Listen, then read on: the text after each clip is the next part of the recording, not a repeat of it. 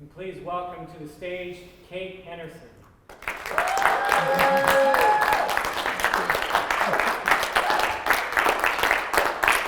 Thank you.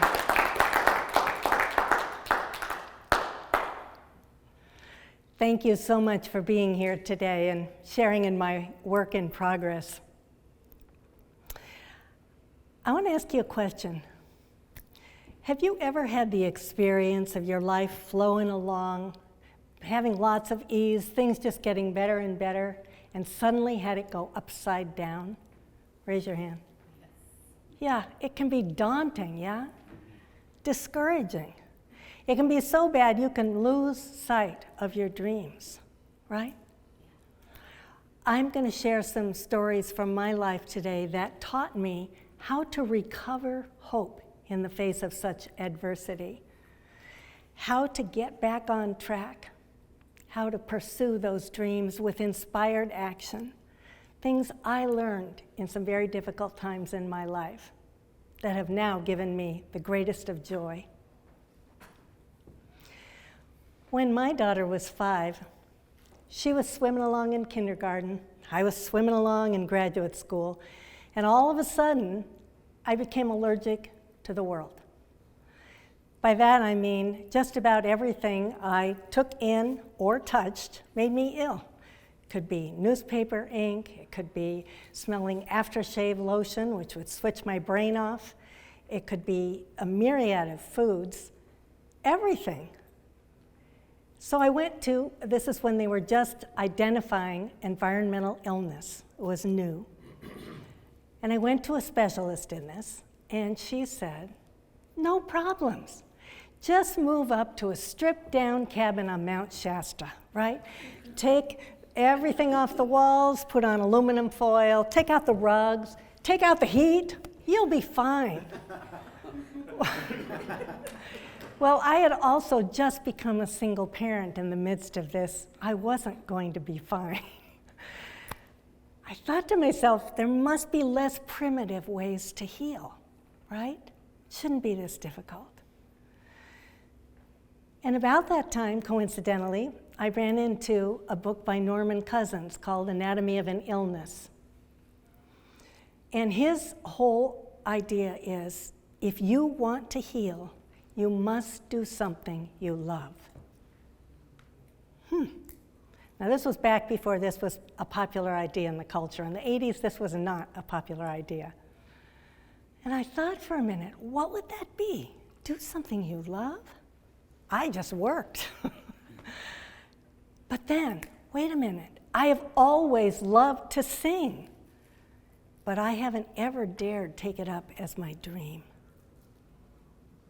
So now I thought, well, maybe I could go in and sing with my daughter's kindergarten class. But I was terrified to sing alone. Because when I was growing up, I was told, you don't do that sort of thing unless you're going to be the best. But these were different times. My life was not working. So I decided, what have I got to lose? I went to my daughter's kindergarten teacher and said, I'd like to come sing with the kids once a week. She said, of course, a free music teacher. She was overjoyed. And we dove in together. Well, I was very awkward because I was so scared. And teaching the kids things like black socks and bingo and wheels on the bus, I would get so scared that my chin would quiver. A tear would roll down. And then one day, I noticed something. You know the great thing about 5- and 6-year-olds? They don't care what your voice sounds like. They care about one thing. Are you interested in what matters to them? Oh, what a revelation. Then I could relax. Then we just had fun together. So just as I got relaxed into that, the teacher came to me and said, you know, we need some different songs. We need songs about things happening today. You know, things like teeth, fall, Halley's Comet. You got any of those? I didn't. But I heard this voice say, well, let me see what I can do. I looked to see who that was talking and what it was I was going to be doing. And I realized I had been taking a meditation class for a few weeks, and somehow it was easier now to say yes to the unknown. I had no idea what I would do. Well, that night, when my daughter was in the bathtub, I picked up my guitar, sat down on the couch, and kind of ran my mind over my day. And I found myself thinking about crunching the fall leaves on the sidewalks and how pleasurable that was. And all of a sudden, this little song came out. The chorus went down. Red, yellow, orange, and brown, the leaves are falling all over town. Red, yellow, orange, and brown, the leaves are falling softly down. Well, I was surprised, not being a songwriter. And when I shared it with the kids, they not only loved the song, they loved hearing how I wrote it, what I was thinking about. And they loved that we were having a conversation about how life gets into songs. There's magic there. That doesn't just happen. So now we were all in this ocean of creativity together. We were just having the best of times.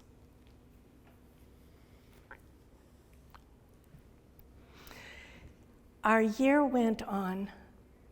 I just kept writing songs from nowhere. I'd never written songs before, but now they just were in you talking to me. They were in, my daughter came into the kitchen one day and said, all the other kids have lost at least 2 teeth, and I want a loose tooth too. It was a song being written from her mouth. It was a wonderful experience.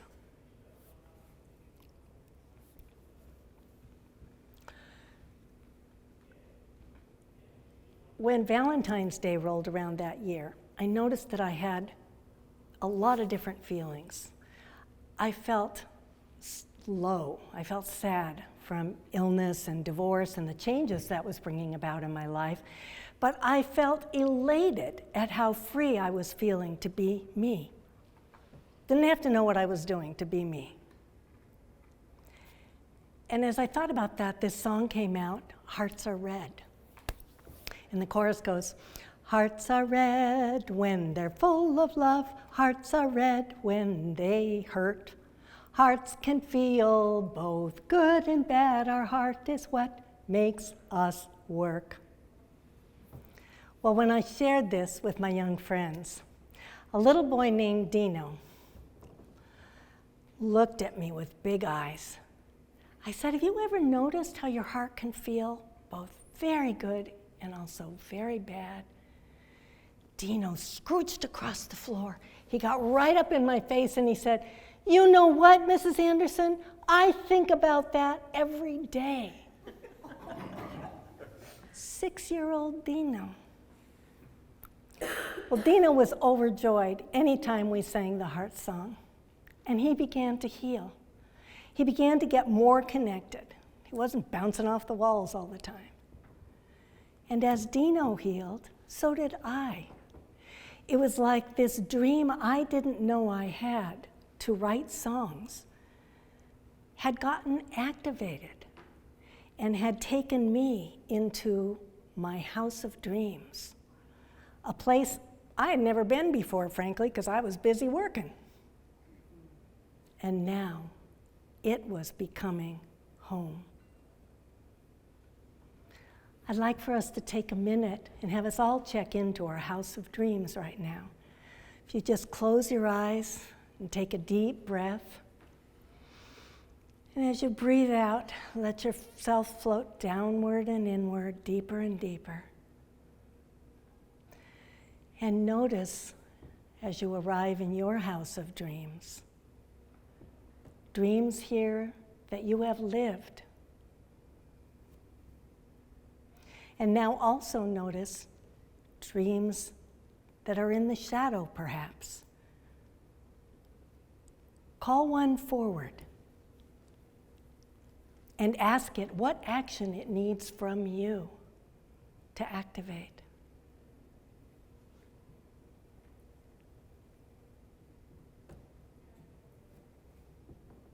Now tell it what you are willing to do.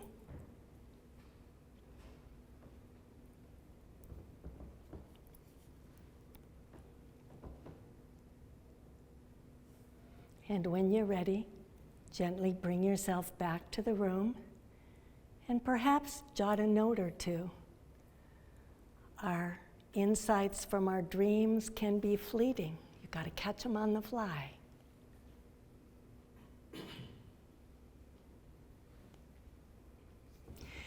There is a Cherokee birth blessing that says, "May you live long enough to know why you were born."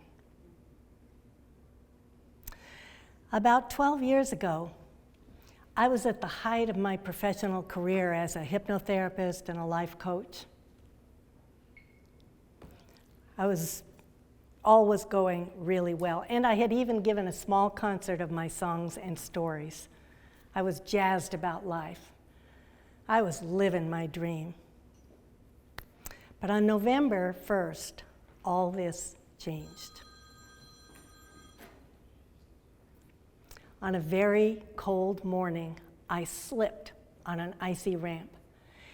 And as I tried to get my balance, I heard my leg go crack, crack, crack.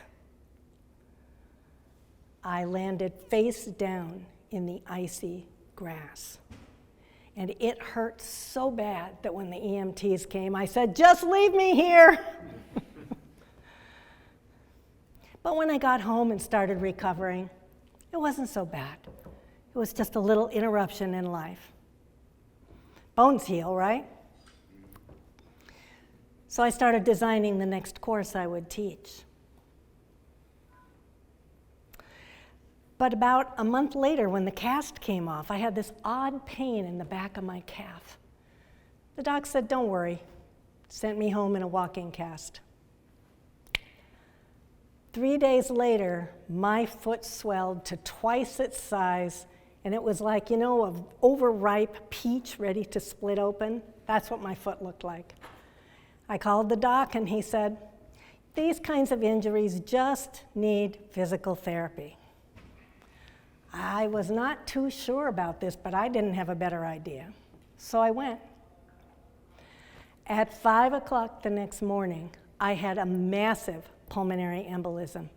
That's a blood clot that was the size of 2 fists blocking both ends of my pulmonary artery. I was breathless and nearly unconscious when I got to the hospital. It was a very difficult time. I went home, had more emboli, back to the hospital, lots of tests, no results. And then this very kind doctor came into my room. He walked up to my bed. He looked very worried, and he said, "I don't know how to tell you this, but you have the lungs of a 90-year-old, and we have no idea why." Lungs of a 90-year-old. I was 63. And a few weeks ago, I was teaching and laughing and singing. Lungs of a 90-year-old. It was a long and difficult recovery, toting around my oxygen machine. But about the time I became able to start cooking for myself again and doing my laundry, I thought, I've got to get myself going. I just don't feel like doing anything. As wonderful as my community and my mentor had been in my care, they couldn't light the fire of my dreams. That had to be an inside job. That had to be me finding my hope and embracing the dream and going for it.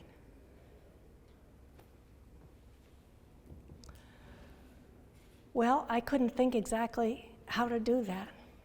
But I remembered that Carl Jung, the great analyst, in his adulthood, he suffered a depression and went back to his childhood when he had loved making little sculptures of little stones.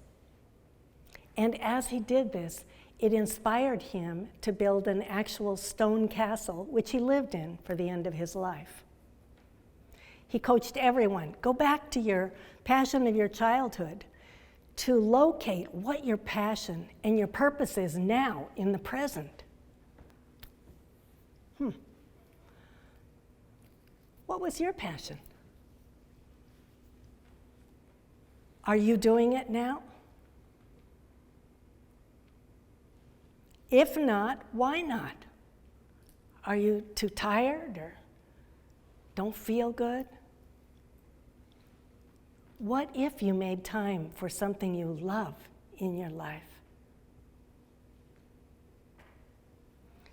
Well, thinking about my passion swirled me back through time to 4 years old, swinging high on our garage swing, singing at the top of my lungs, "Jesus loves me, yes, I know." And here I was, but back at my now medically impossible dream. What was I going to do with that? What I decided I had to do was turn and face that dream and own it. And I did that. And then I had to figure out, what are my next steps? What does that mean, own a dream? I'd just rather sit on the couch.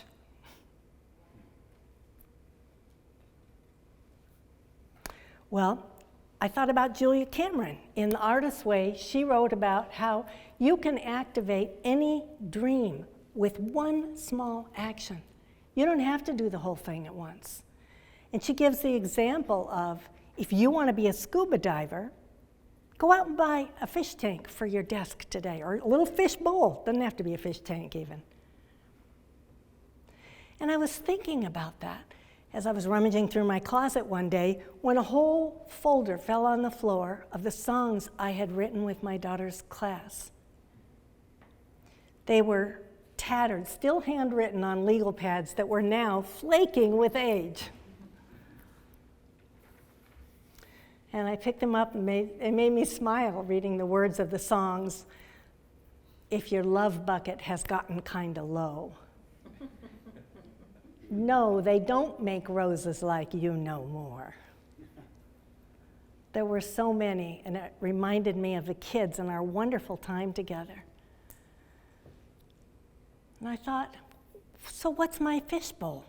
What is that thing I can do?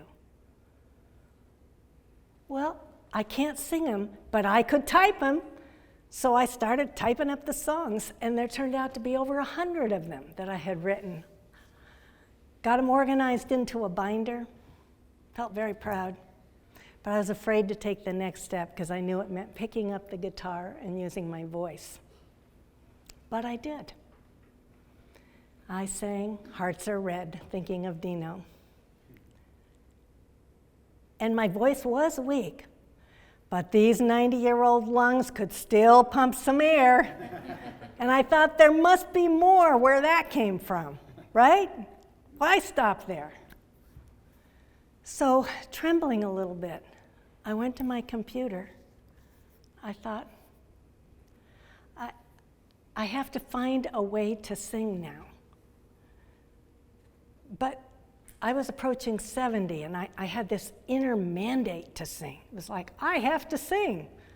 After all the messages of, you can't sing, don't do that. I have to sing. But where does a 70-year-old start singing? There aren't exactly venues with their doors wide open. 70-year-olds, welcome here. Come sing. But I thought about open mics, and I thought, why not me? Why not? What do I have to lose? And more importantly, what do I have to give from my life?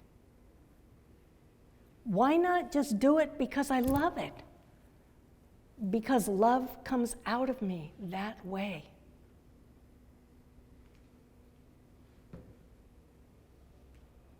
At this moment, There was a collision in my head. There was the, I have to sing. You're not good enough. I have to sing.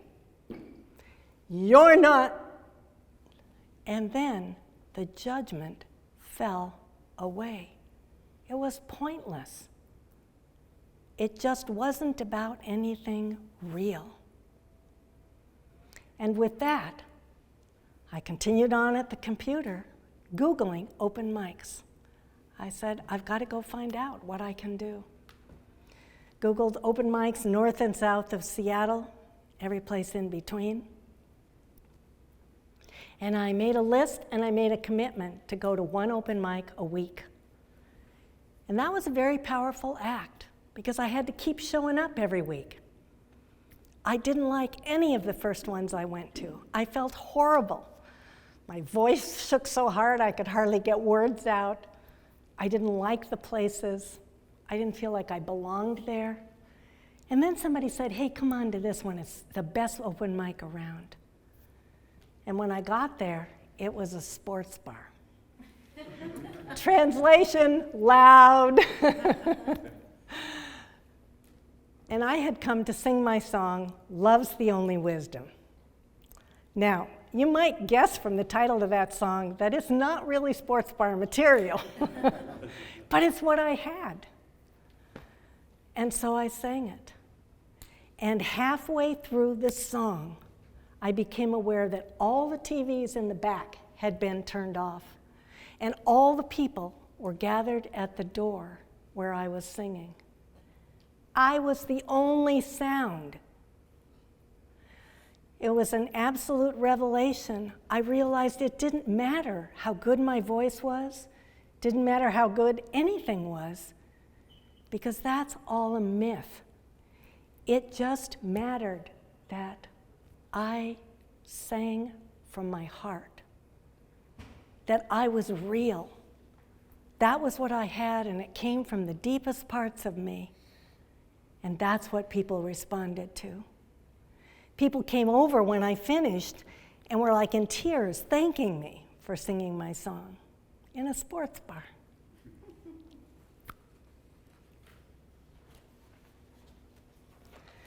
Well, I got to the end of my list, and the last place I hadn't gone to was Grumpy D's Coffee House in Ballard. And I hadn't gone there because the name put me off. I didn't want to go to Grumpy D's. But here it became my musical home. Wonderful people. They all supported each other just beautifully with any kind of music. I started making friends. Someone even offered me a place to stay overnight anytime I sang in Seattle, which took a huge burden off because I lived 2 hours away. Everything I needed started to show up because I kept showing up. Soon I was invited to sing at a women's showcase, and then to headline a show, and then to do my own concert at Grumpy D's. And the concert landed on Bastille Day, July 14th. Which interestingly is the French Independence Day that involved storming the Bastille, the great stone prison, and the end of tyranny in that country.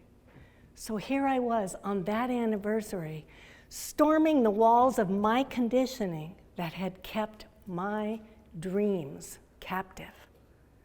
It was very powerful. My whole medically impossible dream came to life. Friends and family came from all over to celebrate with me. And Grumpy D's overflowed with love. Now, I learned a lot of things from this, but the most important is never give up on your dreams. Because guess what? They don't give up on you. They keep coming round. And what's in you is of great value to the world. Your expression of love is of value to the world. Don't ever let judgment or fear or hopelessness rob you of your expression of love. You are meant to be that, to do that, whatever it looks like. I wish you well on your journey. And may you live well enough to know why you were born. I'm going to sing you Love's the Only Wisdom.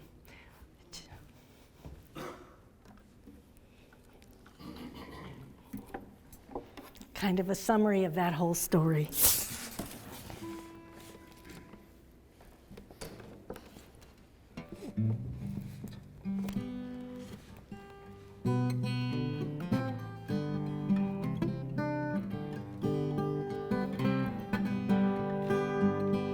Walking in a dream one night, I stepped into my heart, fell into a darkness there from which I could not part.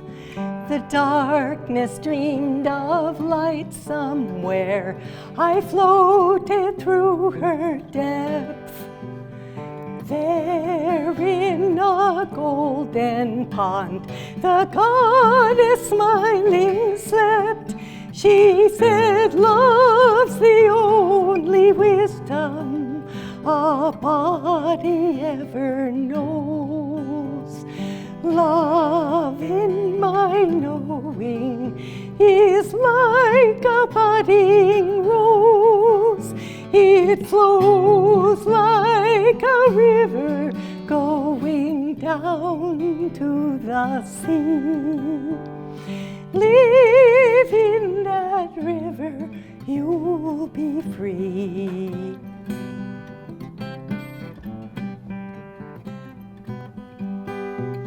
The goddess sleeping saw me there, stretched out her hand to mine.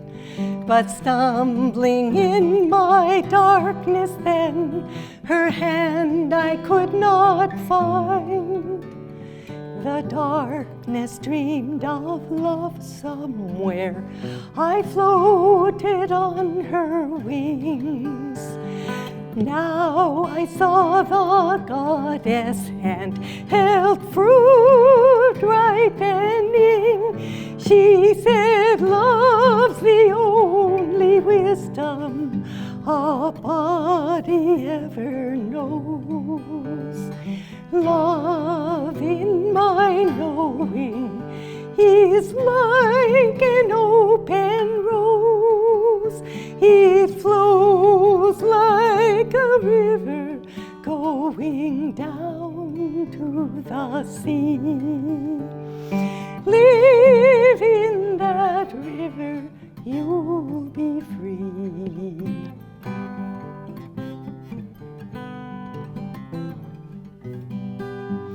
My hand reached out to take the fruit. The goddess smiled and bowed. The darkness fell like petals then onto her wakened brow. The goddess dreamed of life somewhere. I dreamed myself awake. She sang me to the river then, as if her heart would break. She sang, love's the only wisdom a body ever knows. Love in my knowing is like a fallen rose. It flows like a river going down to the sea. Live in that river, sing in that river, be of that river, you'll be free.